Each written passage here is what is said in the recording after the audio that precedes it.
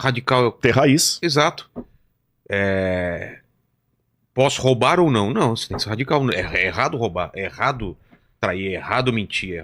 Sabe, não tem meio termo, né? Só que as pessoas hoje elas estão querendo ter o meio termo para tudo. Porque não se envolve, não... Exatamente, por isso Jesus fala que ele vomita os equilibrados.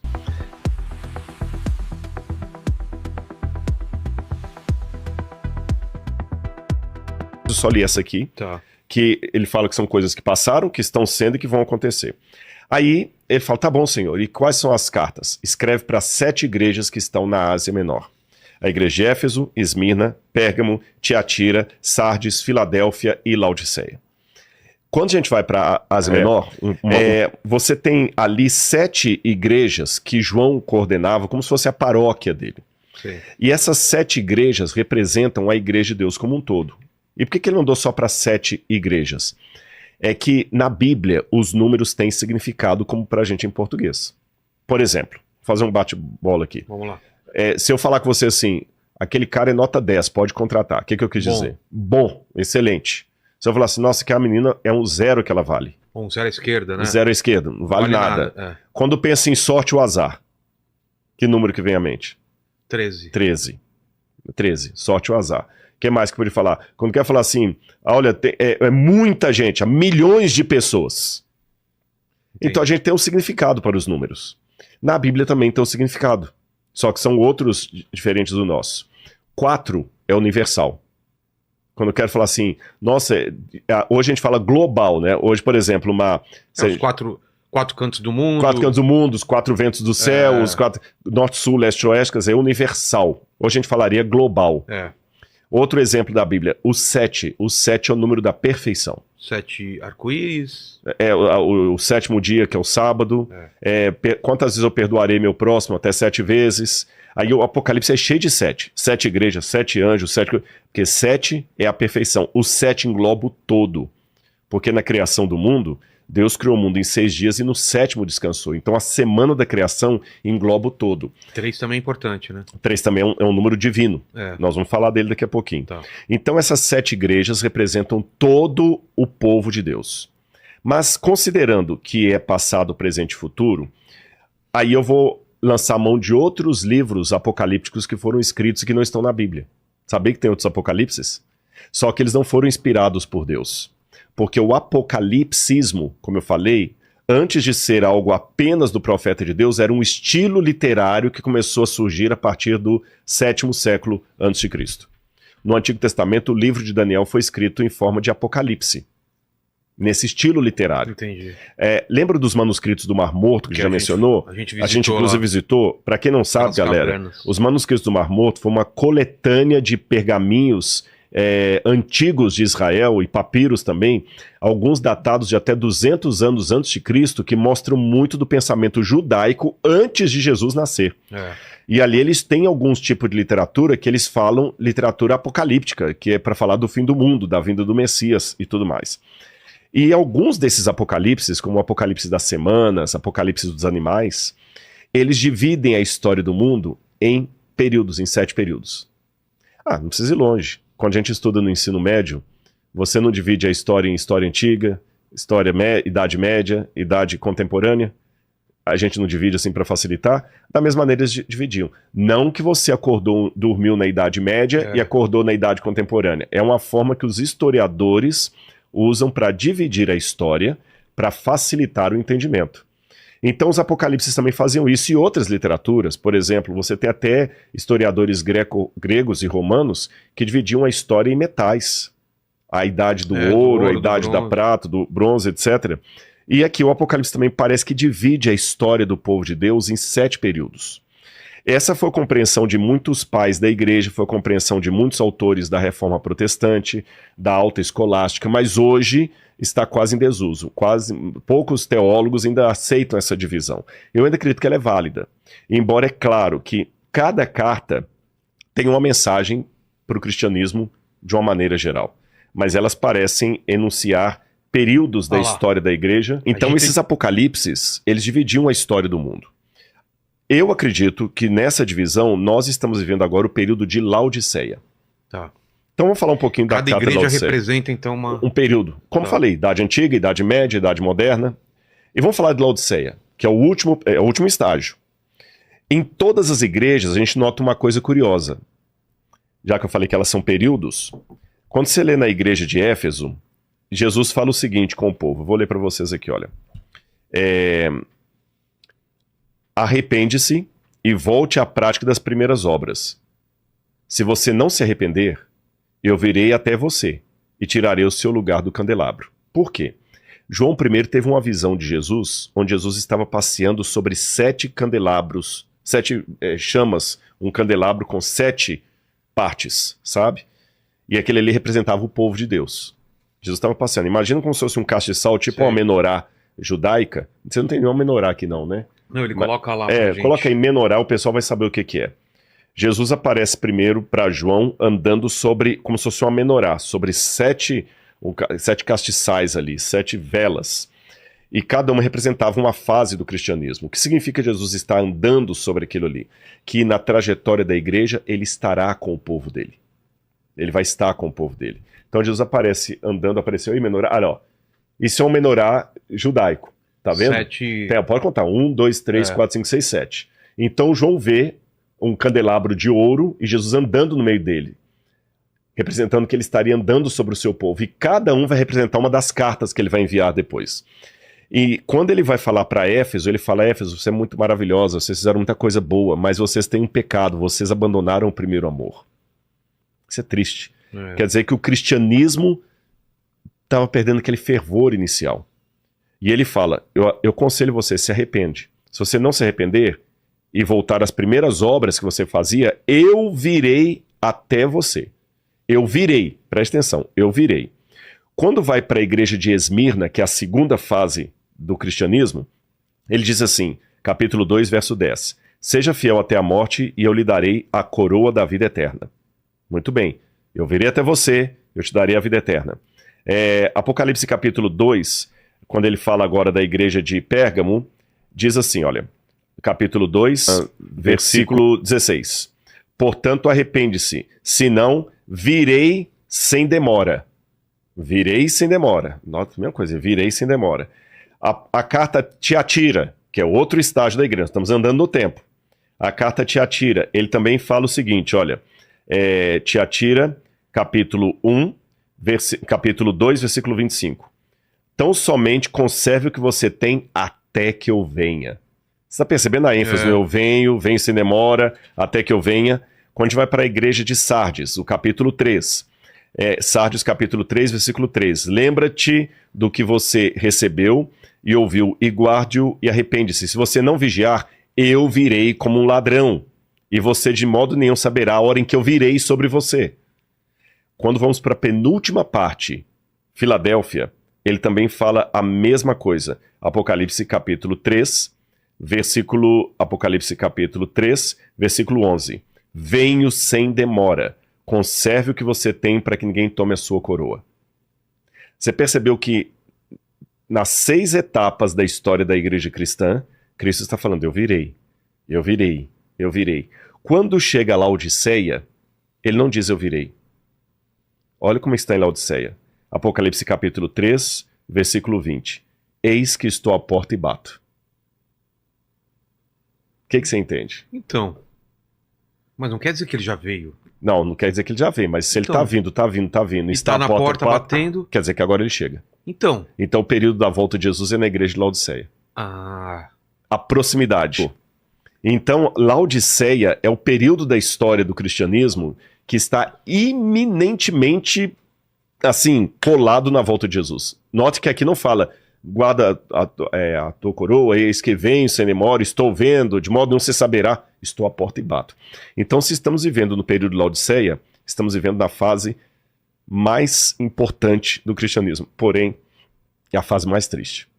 Posso ler a carta de Laodiceia? Claro. É a única que vou ler. Ao anjo da igreja em Laodiceia, escreve, estas coisas diz o Amém, a testemunha fiel e verdadeira, o princípio da criação de Deus. Eu conheço as obras que você realiza, que você não é frio nem quente. Quem dera você fosse frio ou quente. Assim, porque você é morno e não é quente nem frio, estou a ponto de vomitá-lo da minha boca. Isso aqui é interessante. Isso é muito citado, né? Porque, olha que interessante. Hoje a gente vive num mundo que todo mundo fala que a virtude está no meio, para citar Aristóteles, a Ética Nicômaco. Você tem que ser equilibrado em tudo. Parece uma frase correta, não parece? Temos que ter equilíbrio em tudo. E se eu te falar que essa frase é biblicamente errada? Vou mostrar por que ela é biblicamente errada. Galera, a frase que eu estou questionando é: temos que ter equilíbrio em tudo. Aí de repente você pode falar: Rodrigo, então temos que ser desequilibrados? Ninguém quer ser fanático, tem que ninguém beber muito, comer muito, tem que... Exatamente, não. Você tem que ter equilíbrio em tudo. Vamos ver. Olha o que Jesus fala. Quem dera você fosse frio, frio é um extremo. Quente é outro extremo. Correto? O morno é o equilibrado. E a Bíblia fala que Jesus vomita o morno. Então quer dizer que ele vomita o equilibrado? Olha que louco isso aqui. Porque quente, como eu falei, é um extremo. Frio é outro extremo. O morno é o que está equilibrado entre os dois ali. E Jesus fala: você é morno, eu vou vomitar você. Sabe por que Jesus vai vomitar os mornos? É porque o perigo dessa frase, temos que ter equilíbrio em tudo, está com a última parte dela, Vilela. Eu não tenho que ter equilíbrio em tudo. Eu tenho que ter equilíbrio nas coisas do bem, nas coisas de Deus. Por exemplo, eu tenho que ter equilíbrio entre o lazer e o trabalho. Sim. Mas eu não tenho que ter equilíbrio entre o céu e a terra. Entre o inferno e a terra. Sim, aí não. O inferno e o céu. Eu não tenho que ter equilíbrio entre a fidelidade e a infidelidade. O bem e o mal. O bem e o mal. Eu tenho que ter um equilíbrio entre Deus e Satanás. Não existe isso. Então o perigo dessa frase, por isso que eu falei que ela é muito sutil. Tudo, né? Eu tenho que ter equilíbrio em tudo? Não. Tem coisas que você tem que firmar uma posição. Ser radical. Ser radical. E as pessoas não querem ser radicais. Essa palavra radical as pessoas entendem errado, mas tem certas coisas que você é radical. Você sabe o que significa radical? Radical é... ter raiz. Exato. Posso roubar ou não? Não, você tem que ser radical. É errado roubar, é errado trair, é errado mentir, sabe? Não tem meio termo, né? Só que as pessoas hoje elas estão querendo ter o meio termo pra tudo. Porque não se envolve, não... Exatamente, por isso Jesus fala que ele vomita os equilibrados. E ele fala que essa Laodiceia, ela era muito rica, ela fala assim, olha, você diz, eu sou rico, estou bem de vida e não preciso de nada, mas você não sabe quem é infeliz, sim, miserável, pobre, cego e nu. Eu aconselho que você compre de mim ouro refinado pelo fogo para que você seja de fato rico. Compre vestes brancas para se vestir, a fim de que a vergonha da sua nudez não fique evidente, e colírio para ungir os seus olhos, a fim de que você possa ver.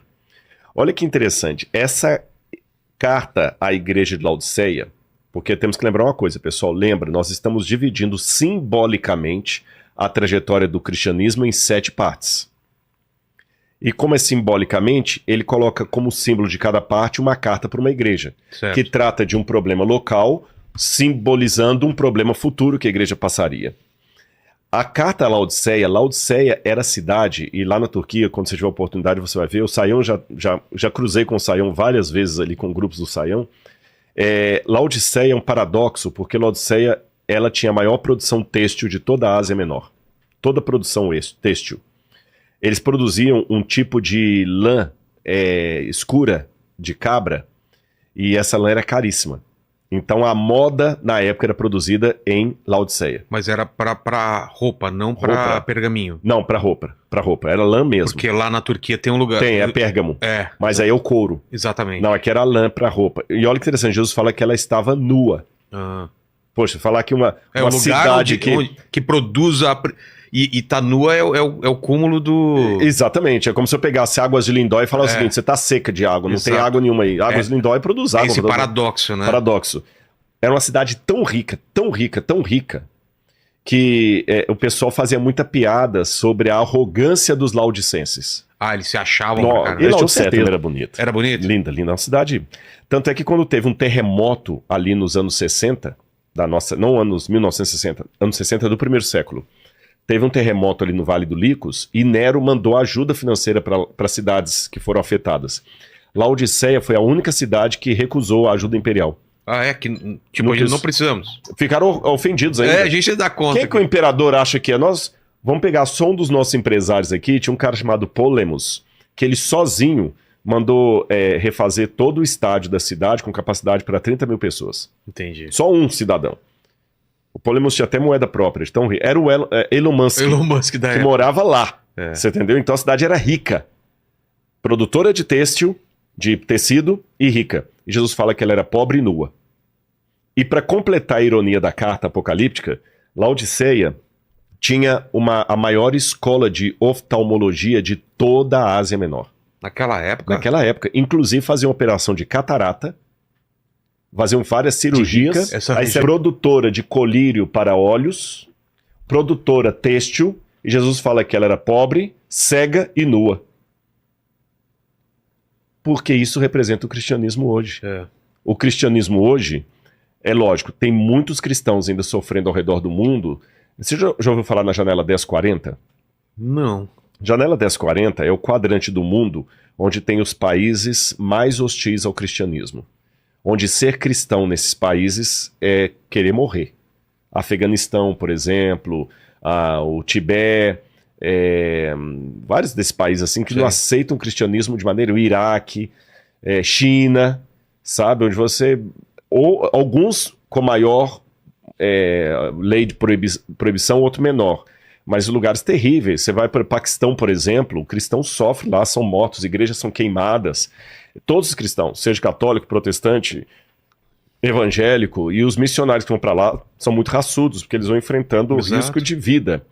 E, embora esses lugares os cristãos sejam muito perseguidos, e também aqui no mundo ocidental, um cristão conservador também sofre oposição nas universidades públicas, por exemplo, tem muitos relatórios de cristãos sendo ridicularizados por sua fé, por serem conservadores, etc. Apesar disso, de modo geral, pelo menos na situação aqui do Ocidente, nós ainda gozamos de liberdade religiosa. Ou seja, tem liberdade. Estou voltando, tem liberdade. Você está usando um crucifixo aí, você sai com ele na rua, não acontece nada. Apesar disso, tem lugares onde os cristãos sofrem. É onde nós estamos mais na situação de Laodiceia. Brigando por placa de igreja, arrogância, cristão detonando com cristão na internet. Esse é um moleque, esse é um ridículo, ele não é cristão, ele não é isso. E se achando os tais. Tem até um episódio que narram envolvendo John Huss e um amigo que estavam visitando grandes catedrais na Europa. E o amigo olhando aquelas catedrais cheias de ouro, como as da Europa, que eram lindas na Idade Média, início da Idade Moderna, o amigo virou para John Huss e falou assim, olha quanto ouro que a igreja tem hoje. Não precisamos mais lamentar como Pedro e João à porta do templo, quando falaram para o mendigo, não tenho prata nem ouro. Porque hoje a igreja tem prata e ouro. Aí John Huss falou, é verdade, temos prata e ouro, mas já não temos mais autoridade para falar, em nome de Jesus, levanta e anda. Pô, você tá entendendo? Que paulada, né? Paulada, quer dizer, hoje a gente tem prata e ouro, tem igreja da Compal, tem TV, tem tudo e tal, mas cadê o nosso poder do Espírito, a unidade cristã? Olha quantos escândalos em nome da fé, quantos cristãos, ao invés de se limitarem a defender a Bíblia de acordo com o que ele interpreta, ele gasta o tempo todo só detonando contra o cristão. O prazer dele é ser especialista em detonar pessoas, sabe? Nós estamos no período de Laodiceia, nós achamos que temos tudo e não reconhecemos que somos pobres, nus. Posso contar uma parábola que ilustra isso? Essa parábola, inclusive, é verdadeira. Uma vez, numa cidade europeia, havia um lugarejo onde as pessoas tinham o seguinte comportamento, Vilela. Elas acho que até eu contei essa história aqui num dos primeiros podcasts, eu vou contar de novo, porque ela ilustra bem a situação de Laodiceia. As pessoas saíam cedo para o trabalho e elas deixavam as casas delas e caminhavam 4, 5, 8 quilômetros para a lavoura. E passavam o dia inteiro trabalhando na lavoura, à noitinha voltavam, guardavam as ferramentas, tomavam banho, tomavam banho, limpavam o pé ali, e não era banho mesmo, né? Iam dormir, para no outro dia fazer isso de novo. Qual era a rotina? Acordava com o nascer do sol, tomavam de jejum, todo mundo saía assobiando pela estrada 10 quilômetros, 8 quilômetros, até a lavoura, trabalhavam o dia inteiro na lavoura, ao pôr do sol voltavam, dormiam e assim continuava. Mudou-se para aquela cidade um circo, desses circos itinerantes, e havia 2 palhaços ali, o circo todo era apenas de 2 palhaços, e as pessoas riam demais com as palhaçadas que os 2 humoristas faziam. Eles contavam as piadas, davam cambalhota, aquelas roupas coloridas de palhaço, com boneco, e o pessoal ria, e a rotina da cidade mudou, porque agora eles acordavam cedo, iam para o lugar lá na lavoura, à noitinha voltavam, antes de dormir, assistiam o espetáculo, e depois que assistiam o espetáculo, ia todo mundo para casa rindo, até segurando a barriga de tanto rir, para no outro dia fazer tudo de novo. E enquanto eles estavam trabalhando, Cassino, não veja a hora de chegar lá, qual vai ser a piada que os palhaços vão contar hoje à noite.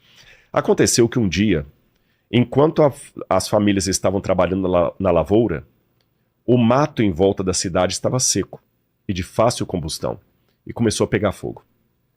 Os palhaços estavam no circo se aprontando para o show, maquiando, colocando nariz, a peruca, aquela roupa colorida, quando um olhou pela janela e falou assim, tá sentindo cheio de queimado? O outro, eu tô. Tá pegando fogo! O fogo tá alastrando, vai chegar na cidade. Então vamos apagar o fogo. Não dá para apagar o fogo, a gente tem que chamar o pessoal para ajudar. Só nós dois não damos conta. É verdade, então vamos chamar o povo. Vamos tirar a roupa. Não dá tempo. Até a gente tirar toda essa roupa aqui e tirar a maquiagem, já queimou tudo. Vamos assim mesmo.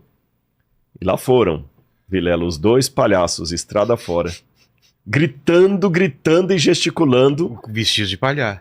Quando o povo da lavoura viu, o que você acha que aconteceu? Ninguém levou a sério. Pior, não só não levaram a sério, quando começaram a rir. A rir, claro. E quanto mais os palhaços gritavam, fogo, mais engraçado ficava. E a história diz que o fogo pegou as casas, o trailer, o circo, a perda foi total. Todos perderam tudo. Jesus, quando contava uma parábola, perguntava ao auditório, o que vos parece? Onde está o problema? Com a mensagem ou com os mensageiros? Vilela, você que já fez muito stand-up e tudo mais, você fazer o humor no palco, tudo bem, não tem problema nenhum. Agora, o problema é quando eu não tenho uma vida coerente com aquilo que eu digo acreditar. Perfeito. Aí parece uma piada. Eu falo que Jesus em breve voltará, mas eu não vivo como alguém que está esperando Jesus voltar. Eu falo que Jesus mandou amar ao próximo como a si mesmo e eu só uso a minha influência na internet para detonar com pessoas. Onde é que está o amor que Jesus mandou? Onde é que está o amor? Tem pessoas que são especializadas em denúncia. Eles não são especializadas em amar. Eles querem, ao invés de apenas anunciar a verdade, eles só querem combater o erro. Há uma diferença. Eu quero anunciar a verdade ou eu quero combater o erro? Ah, a mesma coisa, não é. Porque dependendo da ênfase, tem pessoas, por exemplo, que falam mais do diabo do que de Jesus. Ele quer tanto combater os ardis de Satanás. Uma vez teve um pregador que um irmão chamou e falou assim, pastor, nós temos que denunciar os ardis de Satanás, irmão. Tudo bem, pastor, temos que denunciar os ardis de Satanás. Mas o senhor já notou que no seu púlpito, eu contei, o senhor citou só no último sermão 118 vezes a palavra diabo e Satanás e apenas 4 vezes a palavra Jesus. Então, quando eu sou especialista em denunciar, eu acabo nunca anunciando a verdade, porque eu estou ocupado demais só em denunciando o erro, só em criticando pessoas. Aí, quem não é da Bíblia, quem não é da igreja, olha para mim e ri. Porque eu falo que eu acredito em Jesus, eu acredito no amor, eu acredito na volta de Jesus, mas eu não vivo como quem está esperando a volta de Jesus. Então eu sou como aquele palhaço tentando alertar o mundo de um incêndio sério. Eu pareço apenas um stand-up, que tem o seu lugar no palco. Você contando uma piada de humor no palco, eu vou dar risada e vou achar legal. Mas fora desse contexto. Mas fora desse contexto. Então você entendeu o problema? Claro. Laodiceia é isso. Laodiceia é o povo perdendo aquela... É até interessante que a palavra Laodiceia, laos em grego, significa povo. Não é a palavra leigo.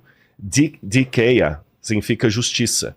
A deusa Dikeia é a deusa da justiça. Então Laodiceia seria a justiça, o juízo do povo, ou o povo que julga. É um trocadilho no grego, você pode traduzir como a justiça do povo ou o povo que julga.